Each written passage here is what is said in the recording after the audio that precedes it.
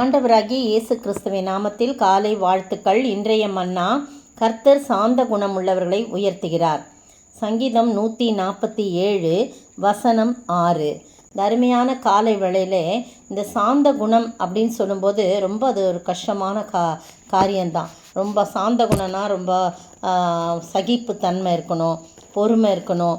அதெல்லாம் இல்லாமல் தான் அநேக வேளையில் நம்ம என்ன செய்கிறோம், விழுந்து போகிறவர்களாக காணப்படுறோம். எல்லாத்தையும் சகிக்கணும் அப்படின்னு சொல்லும்போது சில வேளையில் அந்த சகிப்புத்தன்மை இல்லாமல் இருக்குது, அந்த சாந்த குணம் இல்லாமல் நமக்கு இருக்குது. ஆனால் ஆண்டவர் அதை ரொம்ப விரும்புகிறார். ஒவ்வொரு நாளும் ஆண்டவர்கிட்ட கேட்கணும், ஆண்டவரே எனக்கு அந்த நீர் சாந்தமும் மனத்தாழ்மையாக இருந்தீங்க, அந்த குணத்தை எனக்கு கொடுங்க ஆண்டவரேன்னு சொல்லி நம்ம கேட்கணும். அநேக வேளையில் நிறைய வேளையில் அமைதலாக பொறுமையாக நம்ம இருக்கணும் அப்படின்னு சொல்லி இருக்கிறோம். ஆனால் சில வேளையில் அதில் சில காரியம் நமக்கு மனசை கஷ்டப்படுத்தும் போது சில வேளையில் நம்ம அதில் விழுந்து போகிறோம், பொறுமை இழந்து போகிறோம் இல்லையா?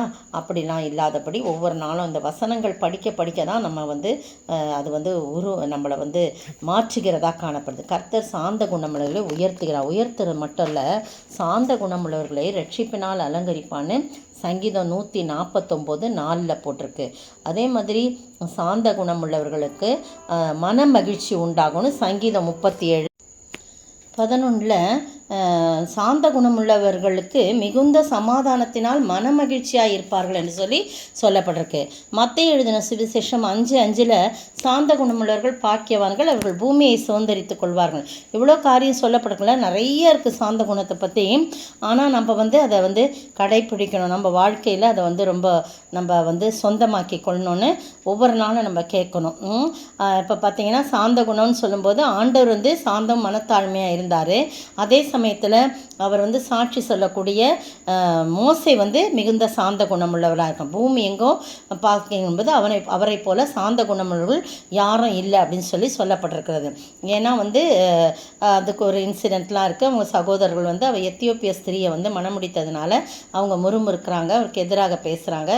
கர்த்தர் மோசையை கொண்டு மாத்திரமா பேசுவார், எங்களை கொண்டு பேச மாட்டாரா? இதில் மோசையும் கேட்டுறார். ஆனால் ஒன்றுமே சொல்ல, சரி நம்ம தான் ஆட்கள் தானே, நம்ம சகோதரன் சொல்லிட்டு பேசாமல் இருந்துட்டார். அந்த மாதிரி ஒரு சகிப்புத்தன்மை. ஆனால் கர்த்தர் கேட்டார் அப்படின்னு சொல்லப்பட்டிருக்கு. கர்த்தர் கேட்டார், அவருக்கு ரொம்ப கோபம் வந்துடுது. அவர் அழைக்கிறார் அவங்கள, அதெல்லாம் நமக்கு விஷயங்கள் தெரியும் இல்லையா? அவங்கள அழைக்கிறாரு. என் தாசனாகிய மோசையை குறித்து நீங்கள் பேசலாம்னு சொல்லி பரிந்து பேசுகிறாரு. என் தாசனாகிய மோசையும் அப்படி பண்ண ஒரு தீர்க்கதரிசியாக இருந்தால், அப்படி இருந்தால் நான் இப்படிலாம் நான் பேசியிருப்பேன். ஆனால் அவன் அப்படிப்பட்டல, என்னுடைய வீட்டில் எங்கும் உண்மை உள்ளவன், அவன் சாந்தம் உள்ளவர் அப்படின்னு சொல்லிட்டு சாட்சி சொல்கிறாரு. அடுத்தடுத்து மோசையை குறித்து சாட்சி சொல்கிறத பார்க்குறோம். இந்த அருமையான வேளையிலே நீங்களும் நானும் அநேக வேளையில் கர்த்தருக்கு மகிமையுள்ள சாட்சியாக தான் வாழ்ந்து கொண்டிருக்கிறோம். ஆனால் சில வேளையில் என்ன பண்ணுறோம், சில காரியங்கள் நமக்கு ஹர்ட் பண்ணுற மாதிரியோ நம்மளை துக்கப்படுத்துகிற மாதிரியோ இருக்கும்போது அப்பவும் சகிக்கணும்னு தான் ஆண்டவர் சொல்கிறார். ஆனால் சில வேளையில் நம்ம அதில் தவறி போகிறோம். அதனால் ஆண்டுகிட்ட மன்னிப்பு கேட்டு, ஆண்டவரே என்னுடைய தவறுகளை மன்னிங்க அப்படின்னு சொல்லி கேட்டு அவரோடு ஒப்புரவாகும்போது ஆண்டவர் என்ன செய்கிறாரு, உயர்த்துகிறவராக இருக்கிறார். இந்த மாதம் முழுவதும் நம்ம உயர்த்துதலை குறித்தும், மேன்மைப்படுத்துதலை பற்றியும், கனப்படுத்துதலை பற்றியும், பெரியவராக்குகிறத பற்றியும் நம்ம நிறைய பார்த்துக்கிட்டே வந்தோம் இல்லையா? நம்ம பேசுறது மட்டும் இல்லை, நம்முடைய செயல்களையும் நம்ம அப்படியாய் காணப்பட்டு அவர் மூலமாக அந்த உயர்வை பெற்றுக்கொள்ள ஆண்டவர் தாமே கிருபை செய்வாராக. ஆமேன். சோதனையை சகிப்பவனே, சாந்தமும் பொறுமையும் உள்ளவனே, ஜீவ கிரீடம் பெற்றிடுவான், ஜோதியாய் பிரகாசிப்பான், தேவ சித்தம் நிறைவேற எனையும் படைக்கிறேன், தேவ சத்தம் என்னுள்ளம் பலமாக தோனிக்குதே. ஸ்தோத்தரிக்கிற ஆண்டவரே, துதிக்கிற ராஜா, வாழ்த்துகிற வணங்கிறப்பா, நல்லவரே, வல்லவரே, மீட்பரே, ராஜாவே, நன்றியோடு உம்மை ஸ்தோத்தரிக்கிறார் தகப்பனே. நீ தாமே ஆண்டவரே எங்களை உயர்த்துகிறவராய் இருக்கிறீர். நாங்கள் சாந்த குணமுள்ளவர்களாய் இருக்கும்போது மட்டுமே எங்களை உயர்த்துகிறவராய் இருக்கிறீர் ஆண்டவரே.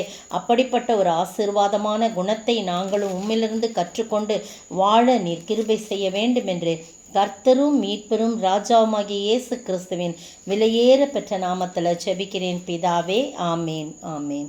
நேற்றைய பதில், இவர்கள் அசிரியா தேசத்தையும் நிம்ரோதின் தேசத்தையும் அதனுடைய வாசல்களுக்கு உட்புறமாக பட்டயத்துக்கு இரையாக்குவார்கள். மீகா 5:6 முன்பகுதி. இன்றைய கேள்வி: உன் எதையும் உன் எவைகளையும் உன் நடுவில் என்ன செய்வேன் என்று கர்த்தர் சொல்லுகிறார்.